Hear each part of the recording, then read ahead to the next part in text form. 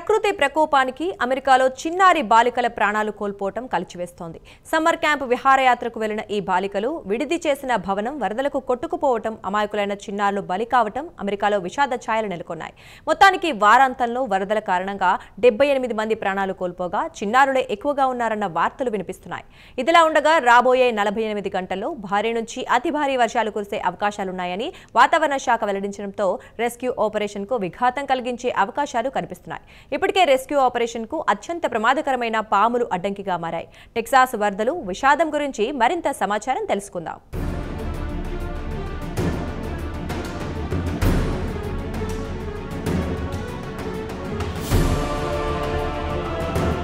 అమెరికాలోని టెక్సాస్ స్టేట్తో గత వారాంతంలో కురిసిన భారీ వర్షాలకు భారీగా ప్రాణనష్టం జరిగింది. సెంట్రల్ టెక్సాస్లో వరదలకు 78 మంది ప్రాణాలు కోల్పోతే మరో 48 మంది ఆచూకీ తెలియడం లేదని అధికారులు వెల్లడించారు. కేర్ కౌంటీ సమ్మర్ క్యాంప్కు వెళ్లిన చిన్నారి ఆడపిల్లలు ఈ వరదలకు బలి కావడం విషాదంగా మారింది. కేర్ కౌంటీ 68 మంది ప్రాణాలు కోల్పోగా వారిలో 28 మంది చిన్నారులే ఉన్నారు. క్రిస్టియన్ బాలికల సమ్మర్ క్యాంప్ రివర్ సైడ్ లో ఏర్పాటు చేశారు. నది పక్కనే పిల్లలకు విడిది ఇచ్చారు. అకస్మాత్తుగా వచ్చిన వరదలకు వీరు విడిది చేసిన ఇళ్లు నీటిలో మునిగిపోయాయి. సుమారు 10 మంది బాలికలతో పాటు క్యాంప్ మిస్టక్ కౌన్సిలర్ ఆచూకీ తెలియడం లేదు. అధికారుల సమాచారం ప్రకారం మృతుల సంఖ్య మరింత పెరిగే అవకాశం ఉందని, రాబోయే 24 నుంచి 48 గంటల్లో భారీ నుంచి అతి భారీ వర్షాలు కురిసే అవకాశాలున్నాయని చెప్పారు. దీంతో రెస్క్యూ ఆపరేషన్కు ఆటంకం కలిగే అవకాశాలున్నాయి. కాగా ఇప్పటికే అక్కడ అత్యంత ప్రమాదకరమైన విష సర్పాలు రెస్క్యూ ఆపరేషన్కు తీవ్ర ఆటంకం కలిగిస్తున్నాయి.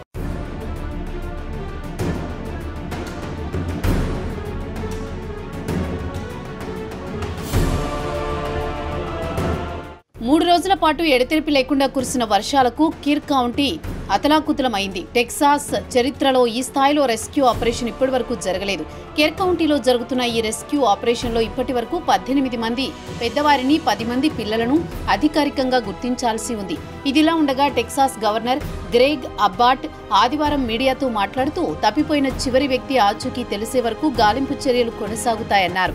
వరదలకు గురైన ఆ ప్రాంతంలో ఆయన పర్యటించారు. చిన్నారుల ప్రాణాలు కోల్పోవడం తనను కలిచివేసిందని ఆవేదన వ్యక్తం చేశారు.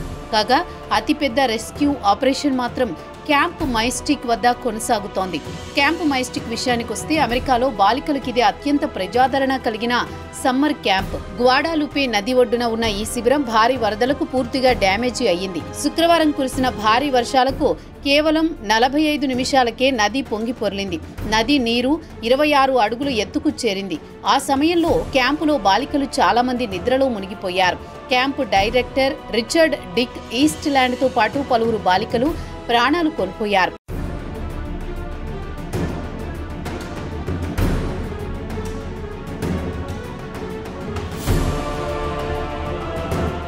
మాజీ నేవీ సీల్ అధికారి గ్రెగ్ ప్రియోలిక్ తో పాటు సుమారు 300 మంది వాలంటీర్లు రెస్క్యూ ఆపరేషన్ లో పాల్గొంటున్నారు. వరదలో మిస్సింగ్ అయిన వారి కోసం గాలింపు చర్యలు చేపట్టారు. వరద ఉధృతికి క్యాంపు మైస్టిక్ నుంచి 8 మైళ్ల దూరంలో బాధితులను కొనుగొన్నట్లు వార్తలు వచ్చాయి.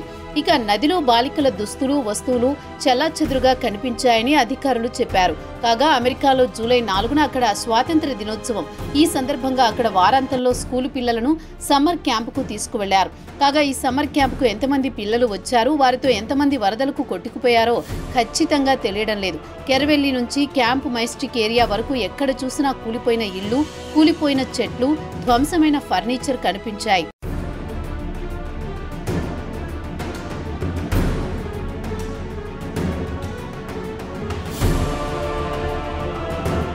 ఇదిలా ఉండగా ప్రెసిడెంట్ డొనాల్డ్ ట్రంప్ ఆదివారం కేర్ కౌంటీ అతి పెద్ద డిజాస్టర్ అనే డిక్లరేషన్ పై సంతకం చేశారు.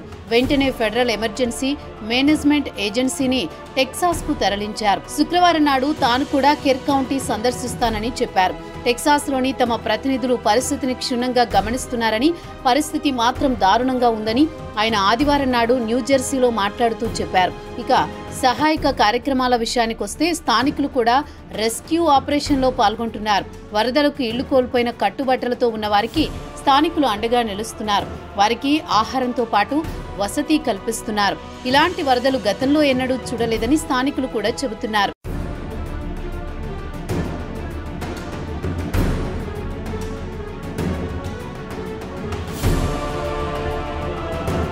ఇదిలా ఉండగా టెక్సాస్లో పెను విధ్వంసానికి ప్రాణాలు కోల్పోయిన వారి కుటుంబాలు యావత్ ప్రపంచం నుంచి సంతాప సందేశాలు, సానుభూతి సందేశాలు అందుతున్నాయి. ఇదిలా ఉండగా రోమ్లోని పోప్ లియో ఆదివారం నాడు టెక్సాస్ వరదలకు ప్రాణాలు కోల్పోయిన వారి కోసం ప్రత్యేకంగా ప్రార్థనలు జరిపారు. వరదలకు ప్రాణాలు కోల్పోయిన వారి కుటుంబాలకు సంతాపం తెలిపారు. ముఖ్యంగా సమ్మర్ క్యాంపులో పాల్గొని వరదలకు ప్రాణాలు కోల్పోయిన వారి కోసం ప్రత్యేకంగా ప్రార్థనలు చేశామన్నారు. ఇక క్యాంప్ మైస్టిక్ విషయానికి వస్తే క్రిస్టియన్ గర్ల్స్ సమ్మర్ క్యాంప్ సందర్భంగా గ్వాడాలుపే నది పక్కన ఉన్న క్యాంపులో అప్పటి వరకు ఆడుకుంటున్న చిన్నారులు అకస్మాత్తుగా వచ్చిన వరదలకు కొట్టుకుపోవడం కలిచివేస్తోంది. రాత్రిపూట వరదలు ముంచెత్తడం, అదే సమయంలో పిల్లలు గాఢ నిద్రలో ఉండడం వల్ల ప్రాణనష్టం ఎక్కువగా జరిగింది. సెంట్రల్ టెక్సాస్ లో భారీ వరదలకు 78 మంది ప్రాణాలు కోల్పోగా వారిలో 68 మంది కెర్ కౌంటీకి చెందినవారు కాగా 28 మంది క్యాంపు మైస్టిక్ లో చనిపోయిన చిన్నారులున్నారు.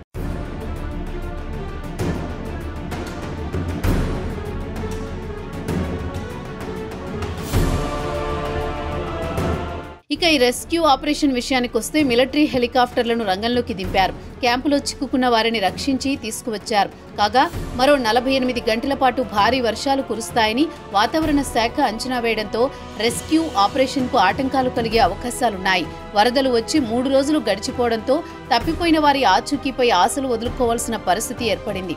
ఇక క్యాంపు మైస్టిక్ విషయానికి వస్తే కొన్ని తరాలుగా ఒకే కుటుంబం బాలికలను క్రిస్టియన్ ఆధ్యాత్మిక వైపు ప్రోత్సహించడానికి క్యాంపులు నిర్వహిస్తూ ఉంటుంది. వారి వెబ్సైట్ ను బట్టి తెలుస్తోంది. అయితే రివర్ ఫ్రంట్ ఏరియాలో సుమారు 20 యూత్ క్యాంపులు నిర్వహిస్తున్నారు. నదికి సమీపంలో ఉన్న ఆల్ గర్ల్స్ క్యాంపు మాత్రం భారీ వరదలకు ధ్వంసమైంది.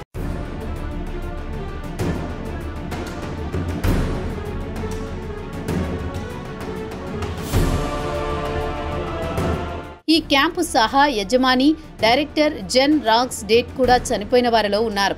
అయితే వారాంతం కావడంతో చాలా మంది ఇక్కడ సమ్మర్ క్యాంపులో గడిపేందుకు వచ్చి ఉంటారని అధికారులు అభిప్రాయపడుతున్నారు. నది ఒడ్డున ఈ క్యాంప్ ఎందుకు పెట్టారని పలువురు ఇప్పుడు ప్రశ్నిస్తున్నారు. ఇలాంటి ప్రమాదాలు జరిగినప్పుడు పిల్లలను ఖాళీ చేసేందుకు ఎలాంటి ప్రత్యామ్నాయ ఏర్పాట్లు ఎందుకు చేయలేదని ప్రశ్నిస్తున్నారు. అయితే ఈ area congressman Chip Roy ప్రాతినిధ్యం వహిస్తున్నారు. ఈ దుర్ఘటనలకు సంబంధించిన ఎవరిని నిందించినా అది అవివేకమన్నారు. వెంటనే ఇక్కడి నుంచి క్యాంపులను తొలగిస్తామన్నారు. నది ఒడ్డును ఎందుకు క్యాంపులని ఆయన ప్రశ్నిస్తున్నారు. తప్పిపోయిన వారి కుటుంబాల ఆవేదన మాత్రం వర్ణనాతీతం. ఇక అధికారులు రాత్రి పగలు ధ్వంసమైన ఇళ్లను, పేరుకుపోయిన చెత్తా చెదారాన్ని తొలగించడంలో బిజీగా ఉన్నారు. భవిష్యత్తులో ఇలాంటి విపత్తులు జరగకుండా అధికారులు నివారిస్తే అదే 10,000 స్థానికులు కోరుకుంటున్నారు.